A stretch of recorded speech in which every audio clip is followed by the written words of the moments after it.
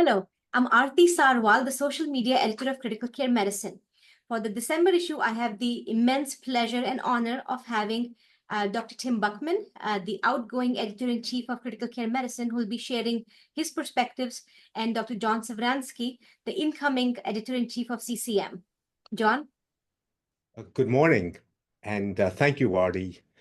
Tim, as somebody with a number of years of experience putting together a journal, I wonder whether you might highlight how you choose articles that ought to be selected for editor's choice and feature articles, and what might be highlighted in this December's issue.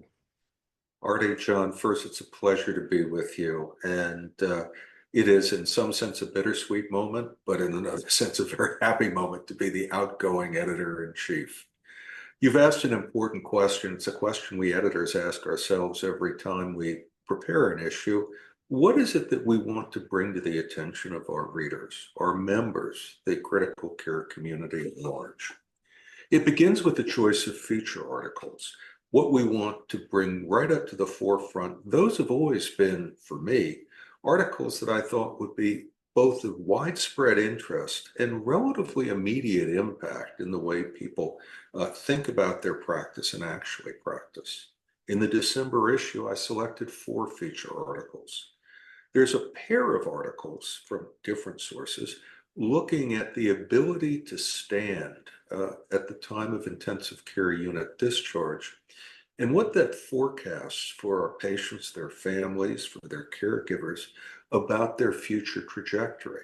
You know, intensive care is an episode for us, but it's an ongoing experience for patients and families. And it's a way of inviting them to understand what lies ahead. Adjacent to that, there's an article on association between restricting symptoms and disability after critical illness. It provides even greater insight into that post-discharge trajectory. The 4th feature article I chose, also of widespread interest, is on the adjudication of codes for identifying patients with clinical sepsis and hospital administrative data and how expert consensus might affect and improve that process. But it's not just contemporary material that we publish, not just cutting edge. We focus a great deal on review articles where experts collect information of various types to inform our readers and give them ready reference. We have a couple of types of reviews, both of which are featured in the December issue. From Ronaldo Balama's group, there's a systematic review with up-to-date information on the relationship between angiotensin-II, a now fairly common vasopressor, and the risk of thromboembolic events when that medication is given. Similarly, we've produced concise, definitive reviews, articles that are aimed at giving our clinicians and our colleagues a summary of the most reliable information that they must have at their fingertips to effectively care for patients. This month's concise definitive review is on malignant hyperthermia. Now, to be truthful, I've read more articles on malignant hyperthermia than I've seen patients, but that doesn't diminish its importance because every one of us is responsible for knowing exactly what to do when that diagnosis is suspected. And finally, as editor, there's always an opportunity to take a forward-looking position. In the December issue, there's a pair of articles that I've identified as innovation series. One from Michael Pinsky's group, looking at the evaluation of a physiologic-driven closed-group resuscitation algorithm. Something that I used to do as an intern, resident, fellow, and attending, sit at the bedside and titrate the fluids and the pressors. Maybe an algorithm can do it better than I can, do it more safely than I can, doing it more reliably than I can. What does that mean for the future of our profession? In extending that idea about the future, we're all innovators. We always are looking for a way to do it better. What does it mean to be a device manufacturer what is the FDA saying about what we can and can't do as clinicians, and our clinician-generated innovations taking them to our patients in the ICU. Well, that's a short collection of our editor choice articles that are coming through this month. They're free to the world if they're looked at now.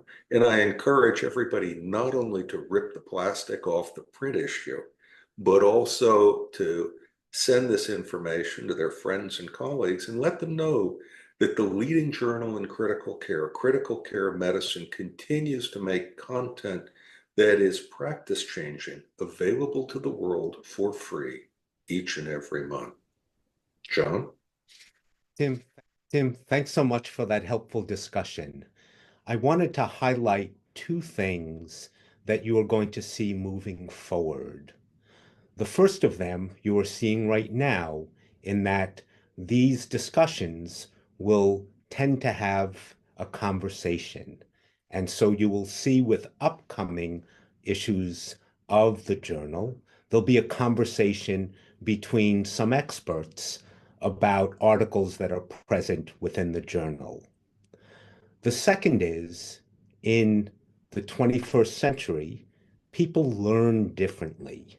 People consume new information differently.